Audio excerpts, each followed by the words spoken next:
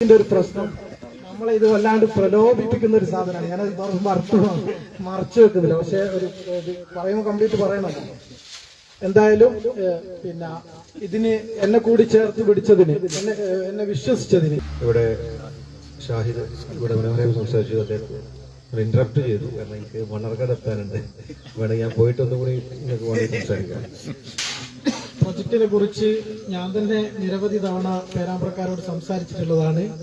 അപ്പൊ അത് ഇനിയും ആവർത്തിക്കേണ്ടതുണ്ട് എന്ന് തോന്നുന്നില്ല. എന്നാലും ചുരുക്കി പറയാം.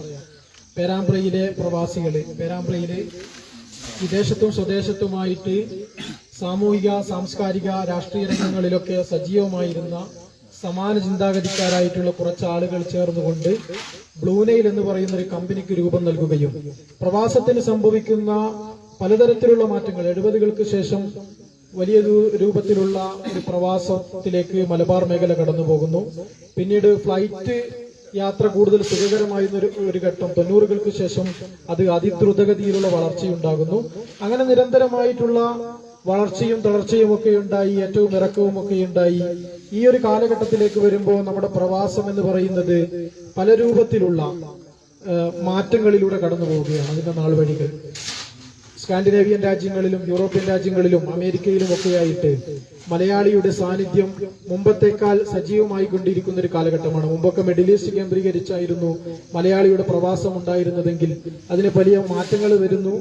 അത്തരം മാറ്റങ്ങളെ തിരിച്ചറിയുക, അതിനനുസൃതമായിട്ട് പ്രവാസികൾക്ക് അവരുടെ ജീവിത വ്യവഹാരങ്ങളിൽ മാറ്റങ്ങൾ കൊണ്ടുവരിക, അതിനനുസൃതമായ ഒരു പദ്ധതി, ഒരു പ്രൊജക്ട് രൂപീകരിക്കുക എന്ന ലക്ഷ്യവുമായിട്ടാണ് ആദ്യഘട്ടത്തിലുള്ള ഞങ്ങളുടെ ആലോചനകളിൽ ബ്ലൂനെയിൽ LLP പേരാമ്പ്രയുടെ ഉത്തരവാദപ്പെട്ട ആളുകൾ 9 അംഗങ്ങൾ അടങ്ങിയ ഒരു സുപ്രീം ബോഡിയാണ് അതിന് നേതൃത്വം നൽകുന്നത്.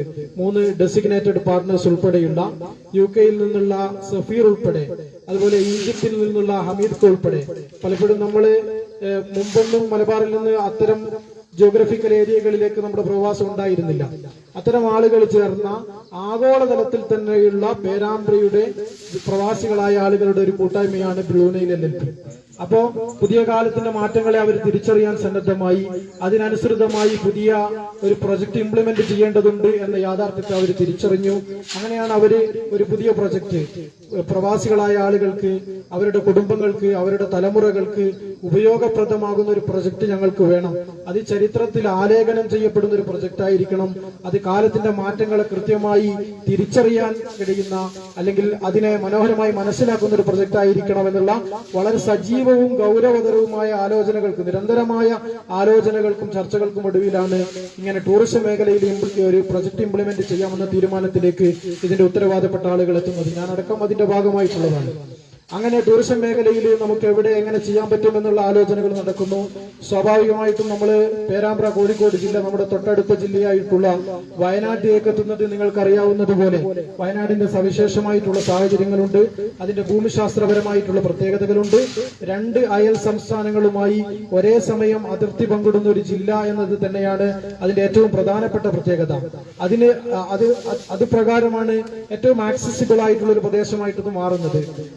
നമ്മുടെ കർണാടകയിൽ നിന്നാണെങ്കിലും തമിഴ്നാട്ടിൽ നിന്നാണെങ്കിലും ആന്ധ്രാപ്രദേശിൽ നിന്നാണെങ്കിലും മറ്റ് സംസ്ഥാനങ്ങളിൽ നിന്നൊക്കെ എളുപ്പത്തിൽ ആക്സസ് ചെയ്യാൻ പറ്റുന്ന ഒരു ജിയോഗ്രഫിക്കൽ ഏരിയ എന്ന നിലക്കാണ് നമ്മൾ വയനാട് സെലക്ട് ചെയ്യുന്നത്. പിന്നെ വയനാട്ടിൽ എവിടെ എന്നതിനെ കുറിച്ചുള്ള ആലോചനകൾ നടക്കുന്നു. ഞാൻ സത്യത്തിൽ കുന്നംപറ്റക്കാരുമായിട്ട് കഴിഞ്ഞ ഒരു 5 വർഷമായിട്ടുള്ള ബന്ധം, എനിക്ക് സ്റ്റേജിലുള്ള കുന്നംപറ്റ ശംസുക്കായിട്ടൊക്കെ വളരെ അടുത്ത ബന്ധം നേരത്തെ ഉള്ളതാണ്. അപ്പൊ ഞാൻ ഈ നാട്ടുകാരനെ പോലെ ഇവരുമായിട്ടൊക്കെ ഇടപഴകുന്ന ഒരാളെന്ന നിലയിൽ നമ്മുടെ ആലോചനയിലേക്ക് വന്നത് വൈത്തിരിയും മേപ്പാടിയും. അപ്പോ വൈത്തിരിയിൽ കുറെ സ്ഥലങ്ങളെ കുറിച്ച് അന്വേഷിച്ചു, മേപ്പാടിയെ കുറിച്ച് അന്വേഷിച്ചു.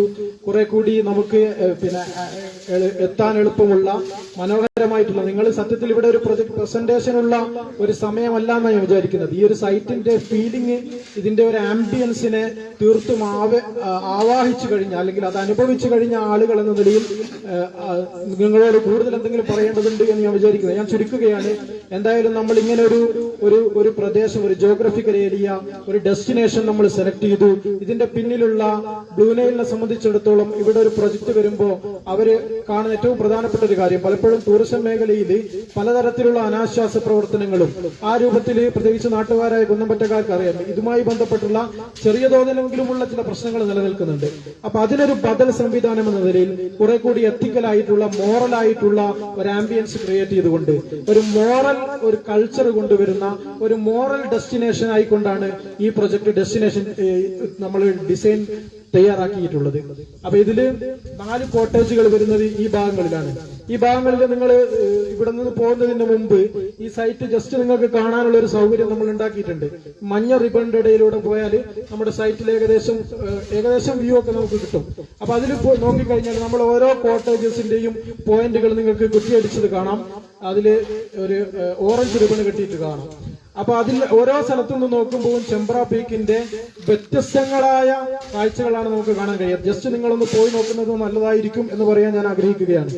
അപ്പൊ ഓരോ കോട്ടേജിലും വ്യത്യസ്തമായ വ്യൂ ആണുള്ളത്. ഓരോന്നിന്റെയും ബാൽക്കണിയിൽ നിന്ന് ചെമ്പ്ര പീക്കിന്റെ വ്യത്യസ്തങ്ങളായ വ്യൂ നമ്മൾ ക്രമീകരിച്ചിട്ടുണ്ട്. വളരെ മനോഹരമായിട്ടുള്ള ഒരു ആംബിയൻസ് ആണ് ഇവിടെ എന്നുള്ളത് ഞാൻ പറയാതെ തന്നെ നിങ്ങൾക്ക് അറിയാവുന്നതാണ്. അപ്പൊ ഇതൊക്കെ പ്രൈവറ്റ് ആയിട്ടുള്ള കോട്ടേജുകളാണ് ഈ ഭാഗത്ത് വരുന്നത്, നോർത്ത് സൈഡിൽ വരുന്നത്. ഈ ഭാഗത്താണ് കോമൺ ആയിട്ടുള്ള നമ്മുടെ ഫെസിലിറ്റീസ് അറേഞ്ച് ചെയ്തിട്ടുള്ളത്. ഇവിടെ കോമൺ ആയിട്ടുള്ള ഫെസിലിറ്റീസ് ഈ ഭാഗത്ത് അറേഞ്ച് ചെയ്യാനുള്ള കാരണം എന്താന്ന് പറഞ്ഞാൽ ഡോർമെറ്ററി അടക്കമുള്ള, മീറ്റിംഗ് ഹാൾ അടക്കമുള്ള, അതായത് നമ്മുടെ നാട്ടിൽ ഇപ്പൊ പേരാമ്പ്രയിൽ നിന്ന് അവിടുത്തെ മുസ്ലിം യൂത്ത് ലീഗിന്റെ ഒരു എക്സിക്യൂട്ടീവ് കമ്മിറ്റി ക്യാമ്പ് ഇവിടെ നടത്താൻ ഉദ്ദേശിക്കുന്നു. ഒരു 30 ആൾ വരികയാണെങ്കിൽ അവർക്ക് ജസ്റ്റ് ഈ കോമൺ ആയിട്ടുള്ള ഏരിയയിൽ മാത്രം നിന്നുകൊണ്ട് അവരുടെ കാര്യങ്ങൾ നിർവഹിച്ച് അവിടെ നിന്ന് തന്നെ തിരിച്ചു പോകാം. ആ സമയത്ത് ഇവിടെ വളരെ പ്രൈവറ്റ് ആയിട്ടുള്ള കോട്ടേജുകൾ, ഫാമിലികൾ എന്തായിരിക്കും അവരുടെ പ്രൈവസിയോടുകൂടി തന്നെ അവിടെ താമസിക്കാൻ ആവശ്യമായ സൗകര്യങ്ങൾ ചെയ്തിട്ടുണ്ട്. അതോടൊപ്പം തന്നെ ഇതിലുള്ള ഒരു പാത്വേ നമ്മൾ ക്രമീകരിച്ചിട്ടുള്ളത് വളരെ കൃത്യമായിട്ട് ആ പാത്വേയിലൂടെ മാത്രമാണ് ഇതിൽ വരുന്ന ആളുകൾക്ക് ഉപയോഗിക്കാൻ പാടുള്ളൂ. ആളുകൾ വളരെ ഡിസിപ്ലിൻ ആയിട്ടും അതേപോലെ തന്നെ ഒരു മോറൽ തിങ്സ് കീപ്പ് ചെയ്തുകൊണ്ടുള്ള ഒരു ഡിസൈന്, നമ്മുടെ ഡിസൈന്റെ ആദ്യാവസാനം, ആദ്യമധ്യാന്തം നമ്മൾ സൂക്ഷിച്ചിട്ടുള്ളത് ഇതിന്റെ ബ്ലൂ നൈലിന്റെ ഭാഗത്തു നിന്നുണ്ടായിട്ടുള്ള ആ ഒരു കാര്യമാണ്. എന്നോട് നിർത്താനാണ് ആവശ്യപ്പെടുന്നത്. മൈക്കിന്റെ ഒരു പ്രശ്നം, നമ്മളെ ഇത് വല്ലാണ്ട് പ്രലോഭിപ്പിക്കുന്ന ഒരു സാധനമാണ്. ഞാനത് മറച്ചു വെക്കുന്നില്ല, പക്ഷെ ഒരു പറയുമ്പോൾ കംപ്ലീറ്റ് പറയണം. എന്തായാലും പിന്നെ ഇതിന് എന്നെ കൂടി ചേർത്ത് പിടിച്ചതിന്, എന്നെ വിശ്വസിച്ചതിന് നന്ദി പറഞ്ഞുകൊണ്ട് ഇതിന്റെ ബാക്കിയുള്ള കാര്യങ്ങളിലേക്ക് ഇതിന്റെ പ്രോഗ്രാം കടക്കട്ടെ എന്ന് ബാക്കി അധ്യക്ഷനെ ഉദ്ഘാടനം ചെയ്യണം.